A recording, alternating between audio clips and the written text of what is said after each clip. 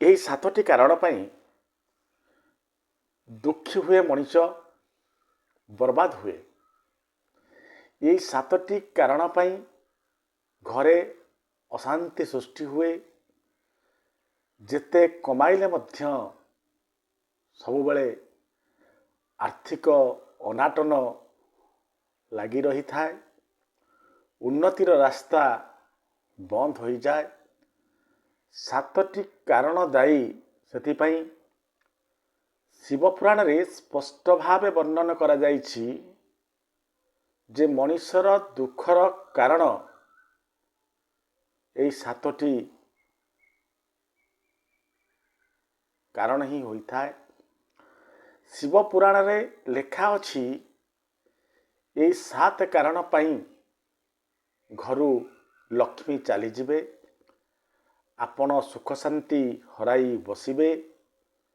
ଏବେ ଚାଲନ୍ତୁ ସେଇ ସାତ କାରଣକୁ ଆମେ ଜାଣିବା ଏବଂ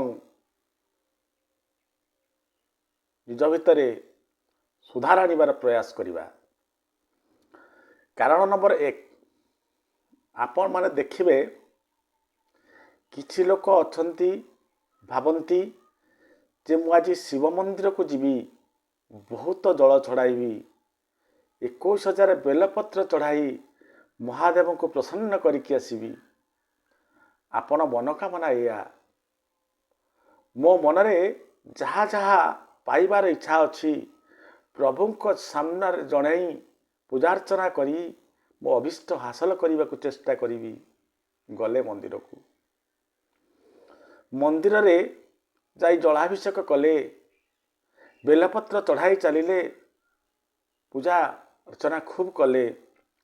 ମାତ୍ର ଏଇ ପୂଜାର୍ଚ୍ଚନା ଭିତରେ ଯଦି ଆପଣ ଭୁଲିଗଲେ ଯେ ଅନ୍ୟ ଭକ୍ତମାନେ ଆସୁଛନ୍ତି, ମୁଁ ତ ବାଟ ମାଡ଼ି ବସିଛି, ସେମାନେ ମୋ ପାଇଁ ଦର୍ଶନରୁ ବଞ୍ଚିତ ହେଉଛନ୍ତି, ଆପଣ ଅନ୍ୟମାନଙ୍କୁ ସୁଯୋଗ ନ ଦେଇ ଆପଣଙ୍କ ପାଇଁ ଯଦି ଆପଣଙ୍କ କଥା ଆପଣ ଚିନ୍ତା କଲେ ଏବଂ ପୂଜାରେ ବ୍ୟସ୍ତ ରହିଲେ, ଆପଣଙ୍କ ପାଇଁ ଯଦି ଅନ୍ୟ ଭକ୍ତମାନେ ଅସୁବିଧାରେ ପଡ଼ିଲେ, ପୂଜାରୁ ବଞ୍ଚିତ ହୋଇଫେରିଲେ, ତେବେ ଆପଣ ଯେତେ ପୂଜା ପାଠ କଲେ ମଧ୍ୟ ନିଶ୍ଚିତ ଭାବରେ ପାପର ଭାଗୀ ହେବେ। ତାର କାରଣ ଭଗବାନଙ୍କ ପାଖରୁ ଭକ୍ତକୁ ଦୂର କରୁଥିବା ବ୍ୟକ୍ତିକୁ ଭଗବାନ ଶତ୍ରୁ ରୂପେ ଗ୍ରହଣ କରନ୍ତି। ଆପଣ ଭାଗବତ ପଢ଼ିଲେ ଜାଣିବେ, ଯେତେବେଳେ ଇନ୍ଦ୍ରଦେବ 7 ଦିନ 7 ରାତି ବର୍ଷା କରିଥିଲେ, କ'ଣ ପାଇଁ ବର୍ଷା କରିଥିଲେ? ଯେତେବେଳେ ଇନ୍ଦ୍ରଙ୍କ ପୂଜା ବନ୍ଦ କରାଇ ଗୋବର୍ଦ୍ଧନ ପୂଜା ଆରମ୍ଭ ହୋଇଥିଲା, ସେତେବେଳେ ଇନ୍ଦ୍ରଦେବ କୁପିତ ହୋଇ କାମ କରିଥିଲେ।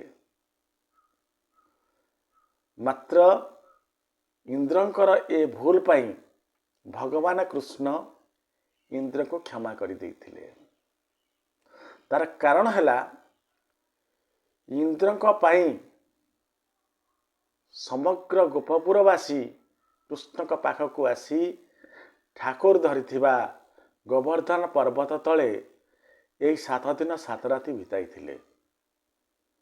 ଅର୍ଥାତ୍ ଇନ୍ଦ୍ର ଯଦିଓ ଭୁଲ କରିଛନ୍ତି, ତଥାପି ଭକ୍ତମାନଙ୍କୁ ଭଗବାନ ସହିତ ଯୋଡ଼ିଥିଲେ ବୋଲି ସେଇଥିପାଇଁ ଭଗବାନ ଇନ୍ଦ୍ରକୁ କ୍ଷମା କରିଦେଲେ। ମାତ୍ର ବ୍ରହ୍ମଦେବ ଯେତେବେଳେ ଗୋପାଳ ବାଳକଙ୍କୁ, ପ୍ରଭୁଙ୍କର ସଖାଙ୍କୁ, ପ୍ରଭୁଙ୍କର ଭକ୍ତମାନଙ୍କୁ ଚୋରି କରି ନେଲେ, ସେତେବେଳେ ଭଗବାନ ବ୍ରହ୍ମା ବି ଭୁଲ କରିଥିଲେ, କିନ୍ତୁ ଭଗବାନ ବ୍ରହ୍ମାଙ୍କୁ କେବେ ବି କୃଷ୍ଣଚନ୍ଦ୍ର କ୍ଷମା କରିନଥିଲେ। ତାର କାରଣ ହେଉଛି ବ୍ରହ୍ମଦେବ 1 ବର୍ଷ ପର୍ଯ୍ୟନ୍ତ ଭଗବାନଙ୍କ ପାଖରୁ ଭକ୍ତଙ୍କୁ ଅଲଗା କରିଦେଇଥିଲେ। ଯଦି ଭଗବାନ ବ୍ରହ୍ମାଙ୍କୁ କ୍ଷମା କରିନାହାନ୍ତି କିଏ? କୃଷ୍ଣଚନ୍ଦ୍ର ବା ଭଗବାନ ଭକ୍ତକୁ ଭଗବାନଙ୍କ ଠାରୁ ଦୂରେଇବାର ପ୍ରୟାସ କରି, ତେବେ ଆମ ତମ କଥା ପଚାରେ କିଏ? ତେଣୁ ଯଦି ଆପଣ ମନ୍ଦିରକୁ ପୂଜାର୍ଚ୍ଚନା କରିବାକୁ ଯାଉଛନ୍ତି, ପୂଜାର୍ଚ୍ଚନା କରନ୍ତୁ, ଭଲ ଜିନିଷ, କିନ୍ତୁ ସବୁବେଳେ ଧ୍ୟାନ ରଖନ୍ତୁ ଆପଣ କରୁଥିବା ପୂଜା ପାଇଁ ଆପଣଙ୍କ ପାଇଁ ଯେମିତି ଅନ୍ୟ ଲୋକମାନେ ଅସୁବିଧାରେ ନ ପଡ଼ନ୍ତି, ଭଗବାନ ସମସ୍ତଙ୍କୁ ଦର୍ଶନର ସୌଭାଗ୍ୟ ମିଳିବା ଦରକାର। ତେଣୁ ସବୁବେଳେ ଏଇ ଜିନିଷକୁ ଧ୍ୟାନ ରଖିବେ। ଯଦି ଧ୍ୟାନ ନ ରଖି ଆପଣଙ୍କ ପୂଜାରେ ରହିଲେ ଏବଂ ଭକ୍ତ ଭଗବାନର ମିଳନରେ ଆପଣ ବାଧା ସୃଷ୍ଟି କଲେ, ଅନ୍ତରାୟ ସୃଷ୍ଟି କଲେ, ଆପଣଙ୍କୁ ପାପ ଲାଗିବ, ଆପଣ ବିପଦରେ ପଡ଼ିବେ। ଦ୍ୱିତୀୟ କାରଣଟି ଚାଲନ୍ତୁ ଜାଣିବା। ଆପଣ ଭାବିବେ ମୁଁ ବହୁତ ବଡ଼ ଭକ୍ତ, ବହୁତ ସମୟ ପୂଜା ପାଠ କରେ, ମାଳା ଧରି ବସିଗଲେ, ବହୁତ ସମୟ ପର୍ଯ୍ୟନ୍ତ ଠାକୁରଙ୍କୁ ପୂଜା କଲେ। ପୂଜା କରିସାରିଲା ପରେ ଯେତେବେଳେ ପୂଜାରୁ ଉଠିଲେ, ଅନେକ ସମୟ ପୂଜା କରି ସେତେବେଳେ ଯଦି ମନରେ ଏକ ଭାବ ଆସିଲା, ଭାବ କ'ଣ? ଯେ ମୁଁ ହେଉଛି ପ୍ରକୃତ ଭକ୍ତ ଭଗବାନଙ୍କର, ଏମିତି ଭକ୍ତ ଯେ ଏତେ ସମୟ ହେଲା ନିଶ୍ଚଳ ମନରେ ଭଗବାନଙ୍କୁ ମୁଁ ଡାକି ପାରିଲି। ଯଦି ଏ ଅହଙ୍କାର ସାମାନ୍ୟ ଆସିଲା ଆପଣଙ୍କ ମନରେ, ତାହେଲେ ସବୁ ଗଲା। ଭଜନ କୀର୍ତ୍ତନ କରି ଯଦି ପ୍ରଭୁଙ୍କ ଶ୍ରୀଚରଣରେ ଆପଣ ଆତ୍ମନିବେଦନ ନ କଲେ, ନିଜକୁ ସମର୍ପିତ ନ କଲେ, ତାହେଲେ ପୂଜା ପାଠର ମାନେ କିଛି ନଥାଏ। ଅହଙ୍କାରହୀନ ହୋଇ, ନିରହଙ୍କାରୀ ହୋଇ ପ୍ରଭୁଙ୍କୁ ଡାକିଲେ ନିଶ୍ଚିତ ଭାବରେ ଆପଣଙ୍କର ସୁଫଳ ମିଳିଥାଏ, ଆପଣ ସୁଫଳ ପାଇବେ। ଏବଂ ଅହଙ୍ତ ଆସିଲେ କେବେ ବି ଆପଣଙ୍କର ଉନ୍ନତି ହେବ ନାହିଁ, ବରଂ ଆପଣଙ୍କର ପତନ ହେବ।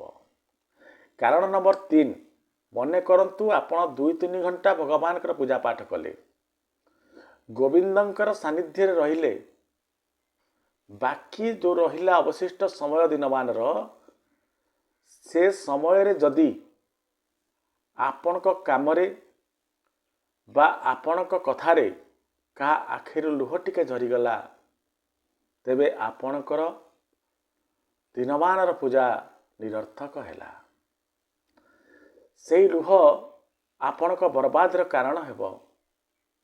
କୁହାଯାଏ ପୂଜା ପାଠ 1000 ଦୀପ ଜାଳିବାରେ ଯେତିକି ପୁଣ୍ୟ ଫଳ ମିଳିଥାଏ, ଯଦି ଜଣେ ଦୁଃଖୀର ମୁହଁରେ ଆପଣ ସାମାନ୍ୟତମ ହସ ଫୁଟାଇ ପାରିଲେ, ଦର୍ଶକ ବନ୍ଧୁ, ସେତିକି ପୁଣ୍ୟ ମିଳିଥାଏ ବା ତାଠାରୁ ଅଧିକା ପୁଣ୍ୟ ମିଳିଥାଏ। ତେଣୁ ଆପଣ ପୂଜା ପାଠ କରନ୍ତୁ, ତା ସହିତ ଚେଷ୍ଟା କରନ୍ତୁ ଆପଣଙ୍କ ଆଖପାଖରେ ଥିବା ଦୀନ ଦରିଦ୍ରମାନଙ୍କ ଆଖିରେ, ଦୁଃଖୀମାନଙ୍କର ମୁହଁରେ ହସ ଫୁଟାଇବାର ପ୍ରୟାସ କରନ୍ତୁ। ଦେଖିବେ ଆପଣଙ୍କର ପୂଜା ପାଠରେ 4 ଚାନ୍ଦ ଲାଗିଯିବ, ବହୁତ ଭଲ ଫଳ ପାଇବେ। କିନ୍ତୁ ପୂଜା ପାଠ କରି ଯଦି ଅନ୍ୟକୁ କନ୍ଦାନ୍ତି, ଅନ୍ୟ ଆଖିରେ ଲୁହ ଦିଅନ୍ତି, ତେବେ ଆପଣଙ୍କ ବର୍ବାଦୀକୁ କେହି ଅଟକାଇ ପାରିବେ ନାହିଁ। କାରଣ ନମ୍ବର 4, ଦାନ କରିବା ହେଉଛି ଧର୍ମ। ଆମେ ସମସ୍ତେ କଥା ଜାଣନ୍ତି ଯେ ଦାନ କଲେ ଧର୍ମ ହୁଏ। ମାତ୍ର ଆପଣ ଜାଣି ଆଶ୍ଚର୍ଯ୍ୟ ହେବେ, ଅସତ ପାତ୍ରରେ କରିଥିବା ଦାନ ବେଳେବେଳେ ଆପଣଙ୍କୁ ବର୍ବାଦ କରିବାକୁ ଯଥେଷ୍ଟ ହୋଇଥାଇପାରେ। ଯଦି ଆପଣ ଦେଇଥିବା ଦାନକୁ କେହି ଖରାପ କାମରେ ଉପଯୋଗ କରେ, କାହାକୁ କ୍ଷତିରେ ପକାଏ ବା ସମୂହ କ୍ଷତିରେ ଲଗାଏ, ତେବେ ଯେହେତୁ ଆପଣ ଦାନ କରି ପରୋକ୍ଷରେ ଆପଣ ଏ ଖରାପ କାମକୁ ପ୍ରୋତ୍ସାହିତ କଲେ, ଆପଣ ହେଉଛନ୍ତି ଭଗବାନଙ୍କ ଦରବାରରେ ଦୋଷୀ। ତେଣୁ ଆପଣଙ୍କୁ ହିଁ ଦୁଃଖ ଭୋଗିବାକୁ ପଡ଼ିବ। ସବୁବେଳେ ଦାନ ତ ଦେବେ, ପାତ୍ର ଅପାତ୍ର ଦେଖି ଦାନ କରନ୍ତୁ। ସେମିତି ଦାନ କଲେ, ଅପାତ୍ର ଦାନ କଲେ ଆପଣ ନିଜ ବିପଦକୁ ଟାଣି ଆଣିପାରନ୍ତି। ଏହାପରେ ପଞ୍ଚମଟି ହେଲା, ସକାଳେ ସନ୍ଧ୍ୟା ଯେତେବେଳେ ଆମେ ମନ୍ତ୍ର ଉଚ୍ଚାରଣ କରୁଛନ୍ତି, ଦର୍ଶକ ବନ୍ଧୁ ସବୁବେଳେ ଚିନ୍ତା କରୁଥିବେ, ସବୁବେଳେ ଚେଷ୍ଟା କରୁଥିବେ ଯେମିତି ଯେଉଁ ମନ୍ତ୍ର ଉଚ୍ଚାରଣ କରୁଛନ୍ତି ସେ ମନ୍ତ୍ର ନିର୍ଭୁଲ ହୁଏ। ଯଦି ମନ୍ତ୍ର ଜଣା ନାହିଁ, ତେବେ ମନ୍ତ୍ର ବ୍ୟବହାର ନ କରି ସାଧାରଣ ଭାବରେ ଭଗବାନଙ୍କୁ ଡାକିଲେ ବି ଚଳିବ। ଯଦି ଆପଣ ମନ୍ତ୍ର ଉଚ୍ଚାରଣ କରୁଛନ୍ତି ଭୁଲ, ତାହେଲେ ଆପଣମାନେ ନିଶ୍ଚିତ ଭାବରେ ଜାଣିଥିବେ ସଂସ୍କୃତରେ ଟିକେ ଟିକେ ଭୁଲରେ ଅର୍ଥ ବଦଳିଯାଏ। ସପ୍ତଶତୀ ଚଣ୍ଡୀରେ ଜଣେ ବ୍ରାହ୍ମଣ ଦେବ କ'ଣ କରୁଥିଲେ, ତାଙ୍କର ଆଉ ଜଣେ ବନ୍ଧୁ ବ୍ରାହ୍ମଣକୁ ଡକେଇ ପୂଜା କରୁଥିଲେ ସପ୍ତଶତୀ ଚଣ୍ଡୀ। ତାପରେ ଦେଖାଗଲା ସପ୍ତଶତୀ ଚଣ୍ଡୀ ଯେତେବେଳେ ଚଣ୍ଡୀ ସରିଲା, ବିବାହ କରିବେ, ମାସେ 2 ମାସ ଯିବ କି ନାହିଁ ସ୍ତ୍ରୀଟି ମରିବ। ଗୋଟିଏ ବର୍ଷ ଭିତରେ 4ଟି ସ୍ତ୍ରୀଙ୍କର ଜୀବନ ଯାଇଛି। ୟାପରେ ବ୍ରାହ୍ମଣ ଜଣକ ନିଜ ଗୁରୁଦେବଙ୍କ ପାଖକୁ ଯାଇଛନ୍ତି ଯେ ଗୁରୁଦେବ, ଆପଣ ତ କହିଥିଲେ ସପ୍ତଶତୀ ଚଣ୍ଡୀ କରିବା ପାଇଁ, ମୁଁ ତ ସପ୍ତଶତୀ ଚଣ୍ଡୀ କଲି, ମୋର ଅସୁବିଧା କାହିଁକି ହେଲା?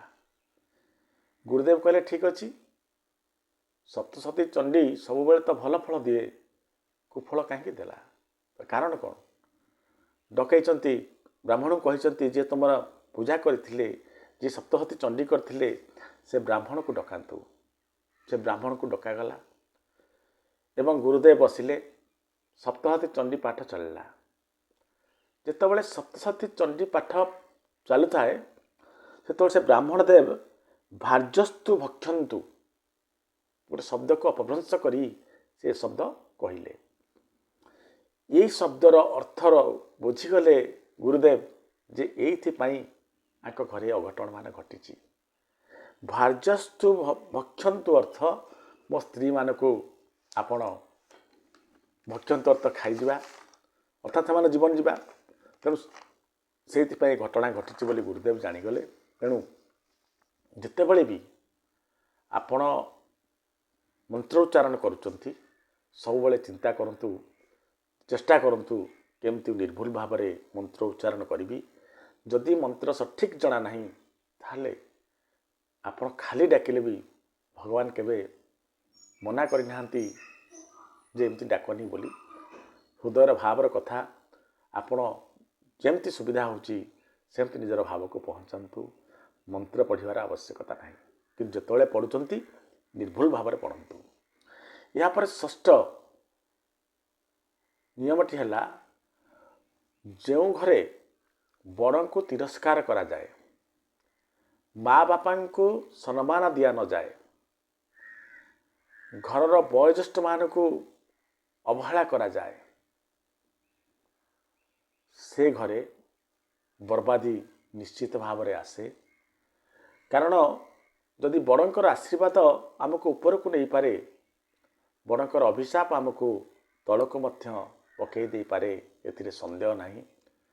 ତେଣୁ ଘରରେ ଯିଏ ବି ଶ୍ରେଷ୍ଠ ଅଛନ୍ତି, ଯିଏ ବି ଜ୍ୟେଷ୍ଠ ଅଛନ୍ତି, ଯିଏ ବି ବଡ଼ ଅଛନ୍ତି ଆପଣଙ୍କ ଠାରୁ, ସବୁବେଳେ ଚେଷ୍ଟା କରନ୍ତୁ ସେମାନଙ୍କ ଠାରୁ ଆଶୀର୍ବାଦ ଆଣିବା ପାଇଁ। ଦେଖିବେ ସବୁ ବଦଳିଯିବ। ଯଦି ସେମାନଙ୍କୁ ଦୁଃଖିତ କଲେ, ସେମାନଙ୍କୁ ଅପମାନିତ କଲେ, ତାହେଲେ ବର୍ବାଦୀ ନିଶ୍ଚିତ। ବିଳମ୍ବରେ ହେଇପାରେ, କିନ୍ତୁ ନିଶ୍ଚିତ ଭାବରେ ଆପଣ ଦୁଃଖ ପାଇବେ, ଏଥିରେ ସନ୍ଦେହ ନାହିଁ। ସପ୍ତମ କାରଣଟି ହେଲା, ବହୁତ କଷ୍ଟ କରି ଅର୍ଜନ କଲେ, ମେହନତ ଖୁବ୍ କଲେ, ଅର୍ଜନ କଲେ, କିନ୍ତୁ ଜୀବନରେ କେବେ କେବେ ଆମ ସମସ୍ତଙ୍କର ଭୁଲଟା ହୁଏ ଯେ ଦୂଷିତ ଧନ ଠକିଠାକି କାହାକୁ ଧନ ଆପଣ ଅର୍ଜନ କଲେ।